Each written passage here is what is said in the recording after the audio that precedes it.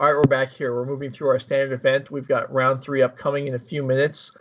First off, or before we get to that, before the players are paired up and ready to go, we asked, like we usually do, we asked each of the commentators to submit the deck list that they would have played in this event. We already looked at Caroline's food deck. We are now going to look at the Abzan deck that I was going to play, and we'll let Caroline rip this to shreds for you. So bring that up on the screen. Oh, I'm excited. I didn't see it. I don't know what I was doing on that on the tweet. That's okay. Whew. Okay. So there's a lot of cards in here. So we'll give you a minute to run your eyes over it. This is a deck that I saw from maybe over a month ago in a Magic Online deck list dump, and I was like, well, this looks kind of neat, and so I've toyed around with it off and on for the last several weeks and made a few changes and ended up with this rather messy pile. Okay, I'm going to need some assistance. All right. Can you tell me what the Apex does? Okay, Biolante, yes, is the arena name from the Godzilla cards. So it's a 5/5 lifelink death touch, and it has a mutate for 7. Oh. And when you mutate it, you get to bring up to 10 power of creatures from the graveyard into play. Okay. So between that and Agadim's Awakening, we have 2 sets of cards that just unload the graveyard back onto the board. So really, we're trying to just generate a bunch of value stuff, and then if we're behind, that can catch us up real quick. How do you feel about the design of Skull Prophet? Do you feel like it is pulling you in different directions in general? Well, like it's a confusing card to me. Yeah, as far as this set goes, it's a card that I board out sometimes, but it does build the graveyard up. It has 3 power, so it can trade with some creatures for a 2-drop. Like, that's okay. And it makes mana. It's fine. It gets picked off a lot. It dies a lot. It's not like super exciting, and you can't mutate on it, but it's okay. You have a flavor objection or a card? What is your? So generally, a card like this that has a couple different modes, I feel like you can play them, you can use them kind of together. But these 3 modes you have to pick one, and that's all you get for that turn, right? You either have it make mana, you either have it mill, or you either have it, I guess maybe you can have it block and then mill, but that's not going well for you, I can imagine. So I don't feel like it's giving me lots of cool things. It's just giving me pick a modal card every turn, and it's just too much. I'm just not in for it. I would just rather it be like a 1/1 or something, I guess. Okay, I love this for what it's worth. I actually do also have a pet deck, which I hope this is what this is, that I play for fun as well. I play the Scoot Swarm Mutate deck, so I'm in the same space as you. I like this. How crazy? Like, what turn does this go off on? Between 7 and 14. Usually you're dead by then, but okay. Yeah. Cool. It's it can hold. I'm holding my own in the Gold 2 league with this. Nice. We're doing a solid job. Anyway, it sounds like our deck lists are ready for our match, so we'll take away this embarrassment here. And fortunately, the camera was not on me when you suggested this is a pet deck instead of a competitive deck. Oh, I heard it. I heard it. All right, so we're going to watch Gavin Bennett with maybe a somewhat more competitive deck. However, my deck is good against Doom Foretold. So Gavin Bennett may be progressing through this tournament, but he's lucky he's not facing me this round. Yes, I'll let him know, because I happen to know Gavin, actually. Gavin is a local player, though. Does that even exist anymore here in Vancouver? So, well, yeah, he's getting a gift this round that he's not playing me. Anyway, so we're looking at Mardu Doom Foretold as opposed to the alternative, which is, we also see Esper Doom Foretold and White-Black Doom Foretold without a third color. But either way, we're seeing a Yorion deck, and we're seeing...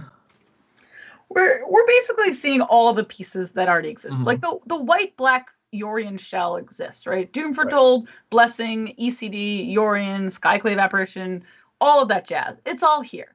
And then the players that play these decks, there's a free splash color. You're playing 80 cards. You got to find 80 somehow. There's a decent amount of mana in this format in color splashing. So what's our third color? Most people have settled on Dance for the Manse. At least if you've ever cast it, it makes sense. You're like, oh, this is why I play this card. Okay, cool. But there are some other contingents out here that are playing cards a like Omen of the Forge as our splash, and I imagine sideboard options as well. Mm-hmm. There's another group that's playing like the green as our splash color, though that deck changes shape a little bit. But in general, it's free, so what exploring can we do? And honestly, I kind of love that about deck building. Like when you have a base like Doom Foretold and maybe 40 cards that have to be there, what else can we add? I think that's super cool. I'm actually really excited about that style of deck building. So Ruinous Ultimatum is a pretty sweet, splash card there that's gonna undo a lot of board positions. All right, so let's see what Gavin's playing against. Blue-black Rogues, so a much more tightly constructed deck. And we are seeing pretty traditional, I would say this is kind of the most pure out of the variety of blue-black Rogue decks. Yes. This is the Lurrus option, which we don't see, but I don't see anything big, so I'm going to assume there's a Lurrus in the companion slot. Right. And this is exactly what we said. This is quite basic in the sense that there's not a lot of innovation in this list. It has all the rogues, one less crab than some lists, but that's not a big deal. A couple random interactions with the Heartless Axe, the Essence Scatter, the main deck Cling. That probably speaks to like someone who's played on the ladder and being like, stop having these oxes, what the heck? And boy, on that bottom left, we see, that's one of the optional slots in this deck, and it's really not going to work out well in this matchup. It's not, and 4x dominations is a lot. That is a high number, and it is not paying off in this matchup. They are coming out, I can tell you. All right, so let's see if Tom Tracey's able to overcome the unfortunate choice, not a mistaken deck building, but unfortunate for this pairing. So let's see if we first I think we need to see if I was gonna say if Gavin can overcome the ability to hit full screen on Arena. This is not Gavin's first attempt at sharing a screen, so hopefully that will get adjusted shortly. There we go. And so I actually really couldn't really see his hand. It's kind of small. There we go. All right. Okay. We pull out all the stops here for you on Nerd Rage Gaming online events. We now have actual window into watching the game. Can I talk about one of my favorite things? So I did play this Esper deck, or this Doom Foretold deck a little bit, and casting Elspeth's Nightmare on a crab is the most satisfying thing I think I've ever done. It's just so satisfying because all the modes on Nightmare are great against the Rogues deck anyway, and just to get the crab, you're just like, yes, I did it. So I feel I'm like cheering on. I'm sure Gavin's running around the room with excitement. It's this Elspeth's Nightmare when it hits. Oh, it's so brutal when it hits, and then this Thought Thief just milled over 2 land, and Gavin gets his 4th land anyway. All right.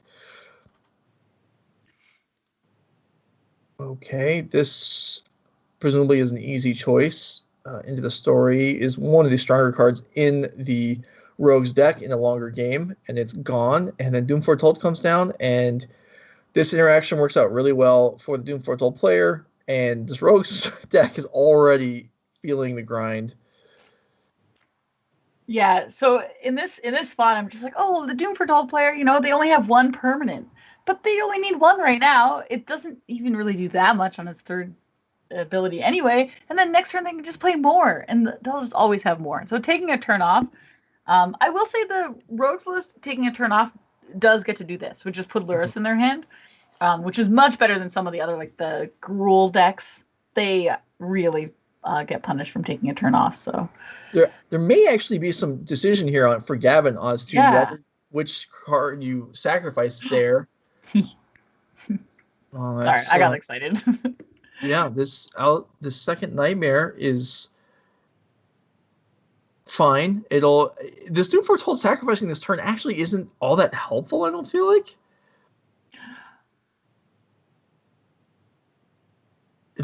This makes sense because now the Elspeth Nightmare, so the Doom will do its thing, get a 2/2, and the Nightmare will still get to go off. So, this works out. Yeah. I wonder, we could have gone Treacherous Blessing and hope to draw a land for the Maze Mind Tome instead. That would, I don't know that it's better, but that's the option I was considering there. But this, just because the Doom Foretold going away, we don't actually have something in hand that kills the Lurrus? We do. We do? Well, Elspeth conquers death. Well, we don't have the land for it, though. Oh, I know, but we have the thing in hand. Yeah. I was being pedantic. It's really interesting because I think your approach to this matchup is probably correct. Like, you have so many spells. Like, Gavin has so many spells that will be impactful. You just need to hit your land drops. So choosing a line where you don't necessarily hit your land drop is a little stressful. But I got good news for you, or at least for Gavin. The Elspeth Nightmare will go off before Lurrus can do anything. So it's going to exile Tom's graveyard. Yeah, well, I mean, and Gavin is definitely in good shape. It's not doing nothing, though. We've already played one card out of the graveyard, and we're going to get another one this turn. No, we won't. Oh, we will. Yeah. Oh, I'm like too far ahead. Okay. So yeah, I guess I got 2 cards. Yeah, it did, okay, which is... That's not good. Yeah, I mean, but it's still... Gavin is sitting pretty here. But the... certainly, there was... It could have gone differently, maybe not even better, but there was an option. Mm-hmm. I mean, one of the reasons I like to be on the like Gruul decks in Standard at the moment is these options is where I tend to break down. Like, the rope is clicking, you got a lot, there's a lot going on. So sometimes I kind of like to know, okay, well, I'll play a Questing Beast and you can decide what to do. Sure. So, and we're seeing here, it's not just the Low Mage dominations that are bad for Tom Tracey in game 1. I mean, we've seen the Elspeth Nightmare look at the hand, and I mean, like on that second iteration, I'm not even sure Gavin cared about any of the cards in Tom's hand. Yeah. I mean, he still gets to take one, but the choosing between the multiple removal spells and the Essence Scatter, none of them matter. It's funny because Gavin drew a card that's also quote unquote bad in this matchup in Elspeth Conquers Death.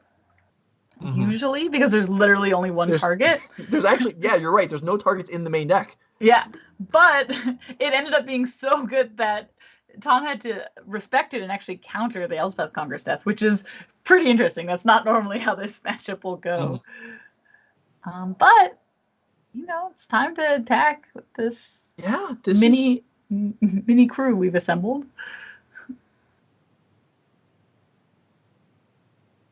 Like this isn't unplayable from Tom's side. But we can see Gavin's hand. Yeah. Are you scrying here? Let's see. We're on 1. Yeah, because the Yorion can just reset it anyway. So, yeah, I think we do. All right, we'll take another shot at it.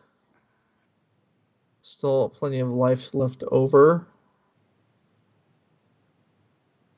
And we gotta hit main phase, because there we go.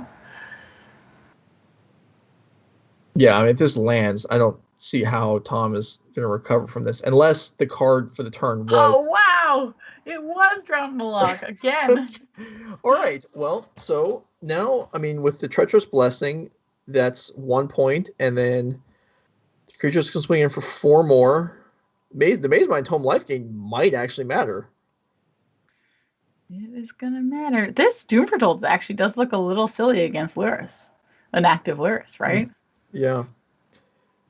And Tom will build up slowly cards. It's very interesting that the flyer was sacrificed end step instead of attacking first. I'm maybe missing the reason for that. Well, I think Tom's, free reign on the Lurrus plan is ending. Yeah. With this glass casket drawn. Yeah, this life, attacking for 3 instead of 4 could matter, right? I guess the tome will probably mean it doesn't matter, but yeah, it probably won't. And the cast, everything, and then that's the click to that main phase and end poor Tom's day. Say goodbye to your board. Well, there is a robber in play, so there's a card that can be drawn. Yeah, or not a robber, a stalker. Sorry.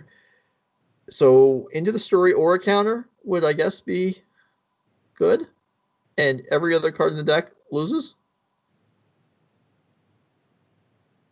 Oh. Oh, we could have also lost to hitting even, but we didn't do that. I suppose. All right. Well, now Gavin already looked stable. It just kind of got away from him for a few moments, or at least Tom was gaining advantage. That appears to have ended now. There's no way to get Loris back. Aghanim's Awakening won't do it. And, in my deck that we were looking at before the match started, Aghanim's Awakening often is game-ending, or at least generates a lot of value. A 1/1 flyer is not quite what Tom needed there, I would say. So are you telling me that I should, just submit right now my PT deck is your deck list? I mean, it could probably use a lot of work, but yeah, you should, if you think it's going to be all like green and rogues, yeah, get in there. I do like some innovation. Your deck is missing Scoot Swarms though. Needs a good Scoot Swarm. But the Black Mythos, I mean, how cool is that card in there? Kills any 3 mana? The Black Mythos is a cool card. In fact, I actually love the Mythos. Sorry, speaking of design of cards, I love the design of the Mythos. The whole cycle? Yeah. Okay, so here we have Yorion come down, blink out Treacherous Blessing. Doom Foretold is cast without taking a point of damage. And then Gavin will draw 3 cards, plus an extra card from the Doom Foretold, and Tom will, any second now, proceed to his sideboard. So the interesting thing for me for Standard was when the decks first came out, and first couple of weekends, I remember seeing this like image kind of float around the internet, which was like a little bit of a rock paper scissors format, right? There was this blue-white Yorion deck, and it tended to beat up on the Gruul decks, and then the Gruul decks and the mono green decks and varieties, beat up on this rogues list, and then this rogues list beat up on the blue-white Yorion deck. And I feel like that whole triangle thing has totally been thrown out the window as players developed, different, like adjusted to that, right? The blue-white Yorion decks, sure, they do get beat up by rogues, but these 3-color Yorion decks do not. Like, they have enough things to do where they aren't getting milled out. They aren't really getting impacted by tons of counter spells. Their spells are generally cheaper, like their interactive spells. So I think that they have a fairly stable matchup against rogues. It's pretty interesting to see that full switch, right? Yeah, no, it definitely is. And I mean, it's where, you can go from the beginning of the format to the end and have the same decks, but the matchups change. Yeah, that's really cool. That's not normal. Like, that's definitely a maybe a 2020 Magic thing. Like, we have a lot of time on our hands, so we also, interestingly, we have a lot of cards to play. I wonder if the fact that we're playing 80 cards plays into that, because there's more cards that you can change. Like you were talking about earlier, you have your Doom Foretold and like you have your 40 card base really, but unlike normal where the rest of your deck is lands and maybe like 2 options, now you have another whole pile of cards to experiment with. So there's more ability to change your deck without leaving the same core plan. So we're seeing the Mardu Control sideboard here. Let's go ahead and jump over to the Tom Tracey sideboard, as this is the deck that looked like it needed some help. Do we see it? Well, so here's the thing. We're playing against the Mardu deck, right? So normally in the Esper Doom decks, you're like, boom, bring in the negates, bring in the mystical disputes, and it's like your sideboarding is kind of solved. Right. I don't think you can bring in the disputes. Like, they're just embarrassing. It's kind of awkward. I mean, you can bring the negates in. That's definitely happening. But what else are you doing? Is this a shade matchup? I don't know. Let's instead of this sideboard, can we look at Tom Tracey's main deck again? Sure. So and by sure, I mean I don't control it.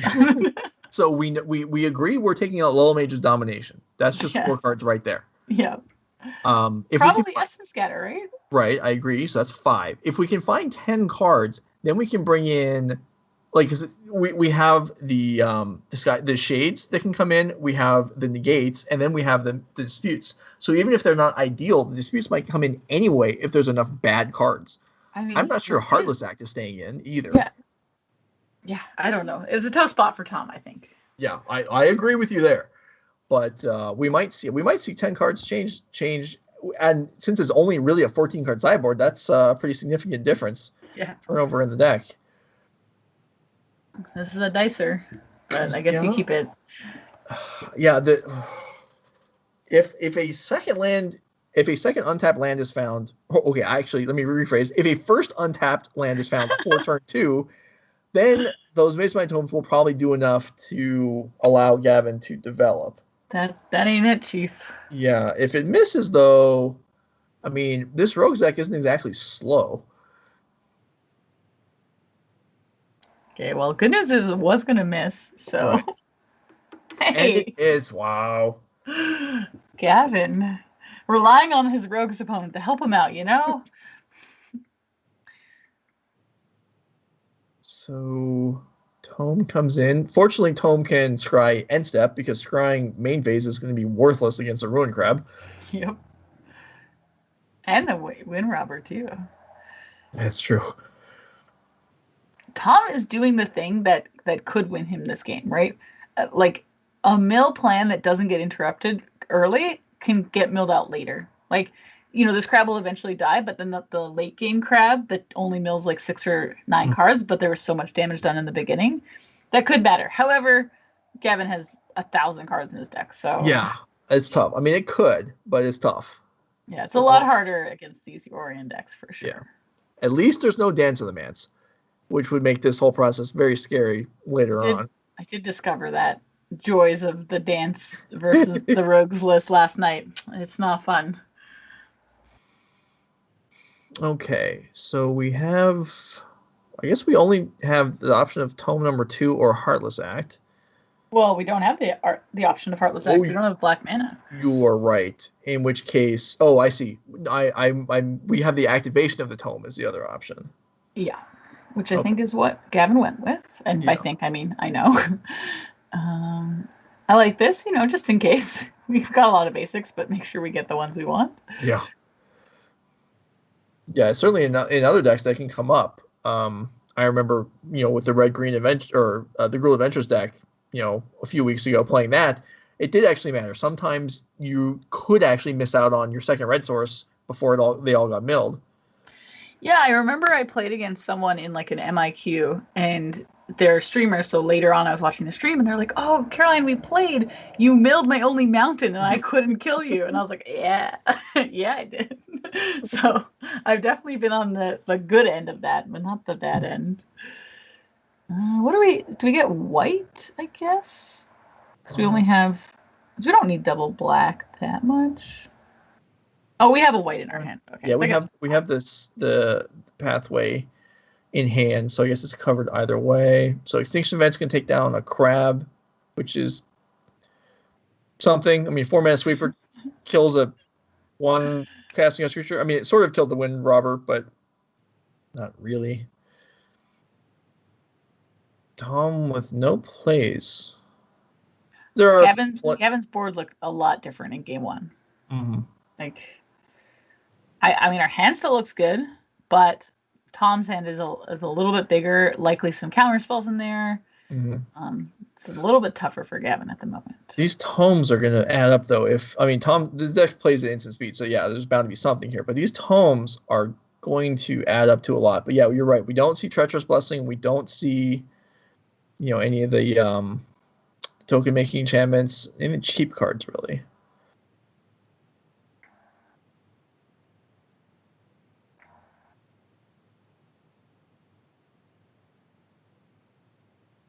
Tom's passing here. Okay, no, I take that back.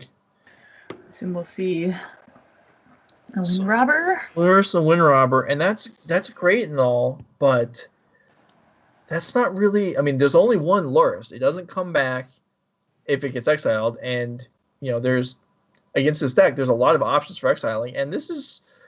I don't know if this is enough. I feel. I mean, I don't know what else Tom is going to do, but running this out here without protection is...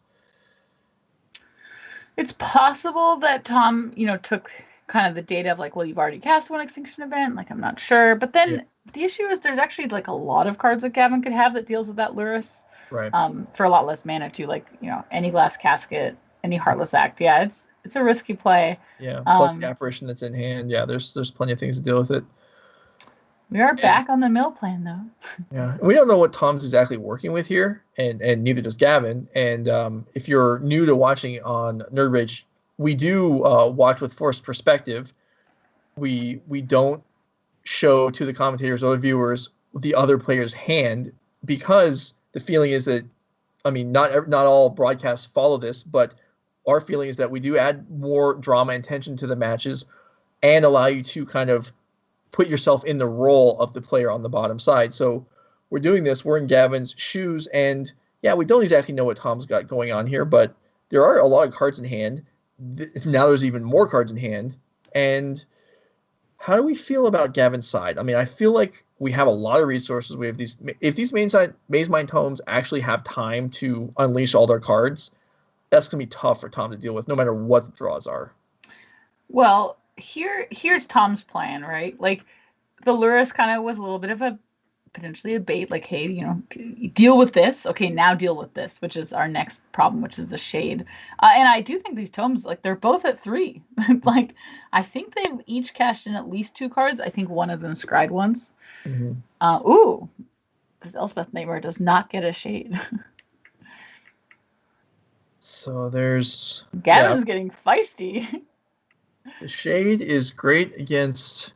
I assume there's some Yorion action happening here, is my guess. Yeah. Oh, or Doom. I guess Doom is good too. No, I like the Yorion, because you can reset those Maze-Line tomes also if you want to.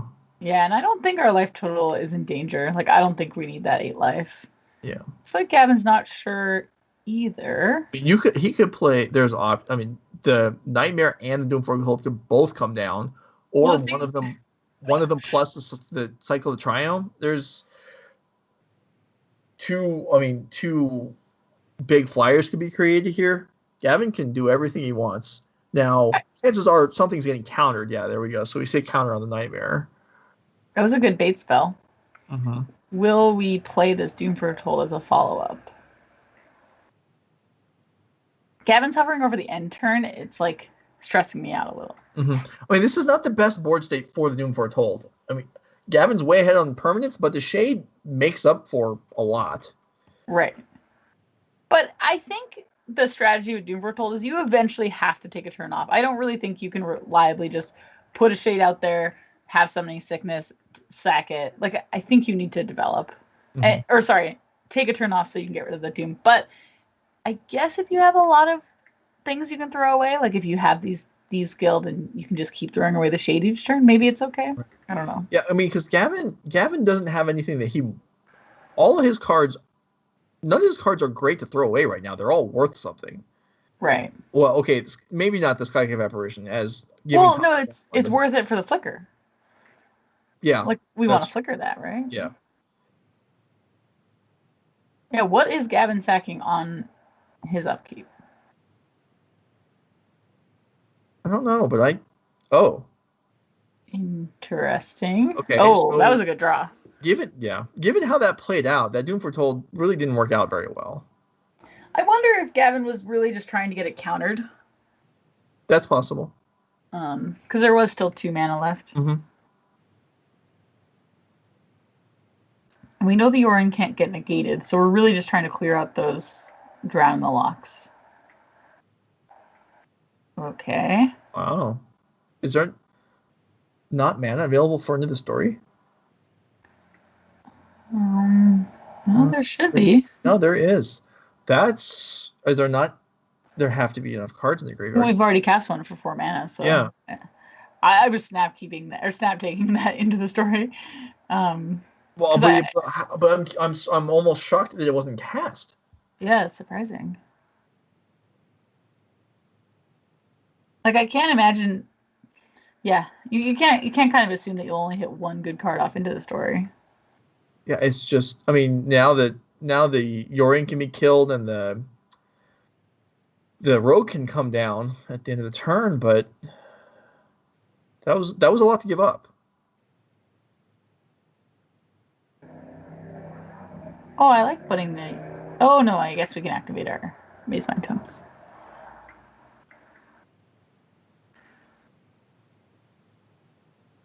Oh, interesting. Yeah. I was gonna target. I I'm just scared of the shade. I just think the shade kind of overpower us. I don't know. Yeah, I mean, the shade can be blocked by the Yorion, but I agree with you. My instinct was to kill the shade too, just because it does blow up the Doom Foretold plan, even though there's not one currently available to Gavin, but still. It might just be that the mill plan is still scary for Gavin, and the Enforcer does really get the mill plan going. Yeah, that's true. Well, we're definitely in the late game now. We do have attacks available. That's okay. Tom has managed to put a board together. Like this wasn't a thing 2 turns ago when Gavin played that Doom. I kind of feel like I would have rather just attacked the shade into the Skyclave instead of killing it, since Tom knows the other Yorion is available. Doesn't know about the Emiria's call. So there's all kinds of targets for the Heartless Act. Oh, this 8 life. Sorry, I was just thinking about the tomes. Yeah. This 8 life might actually be mattering. Yeah, that's true. I mean, that's got so much life. Although, well, that's. We can't. Can we flash that back? Yeah, we can. Oh yeah, against rogues, that's like guarantee. You have to think about it. No, it is whether or not we have triple red. Oh, you're right. And there is, but you're right. That is actually a reasonable concern. Although the call is going to be cast instead, just because I guess because we want to have 2 blockers and be able to block the flyer. Yeah, I mean, there's a lot of damage coming our way, so that does make sense. I assume we just cast this. Oh, we're just going to draw a card, I guess. I'm okay with drawing a card, I think. I'm kind of tempted to get the tomes up to, like, get back into life. Yeah. In range. It doesn't really matter which way they do it, but. Right. No, I agree with you. We're definitely probably going to scry twice, even if we're keeping the first card, just to remove the threat. But when there's only 2 damage coming through this turn, I don't have a good grasp of how many cards are in Gavin's deck. It's probably still a lot. Yeah, the deck size is imagery, like you can see. It's definitely clear the graveyard is big, but I have no idea the size of, like, actual number of cards. I'll try and keep an eye on when opponents. It's not low. Over it. It looks pretty thick. I guess my guess is somewhere between 20 and 30 would be my guess. Sure. So Cling to Dust got milled over. That actually matters. It's another source of life gain for Gavin, if he needs it. We don't need that one. Oh, okay. Maybe I was hasty on that. Given that there's an extra scry that we're going to... Okay, so there is going to be a redundant scry here just to put the counter on. Because we're doing that, I feel like I would have bottomed it. Yeah, I don't feel like we needed that at all, but we need a sweeper, like, stat. But maybe we don't. Let me see. If we play Kroxa... Actually, we might be fine. Can we play Kroxa and still hold up Cling? We can. Yeah, okay, now we get a shot of it. There's 29 cards left in the deck. So, yeah, no worries there. And playing in the graveyard. So, yeah, this Kroxa and Cling is totally on board. So yeah, 38 cards in our graveyard. I think we're good. The minigame will be trying to cast it. Oh, the good news is we don't have to worry about Dance for the Mance. So we don't have to do any, like, crazy calculations. We can just the only thing we have to worry about is not accidentally clicking on the Cling to Dust. Yes. Which I'm sure everyone, and I know I've done it, and I've read articles from elite pros that have done the same thing, where you just casually click cards in the graveyard and then realize 2 turns later that you made a big mistake on which cards you exiled. Been there, done that. Mm-hmm.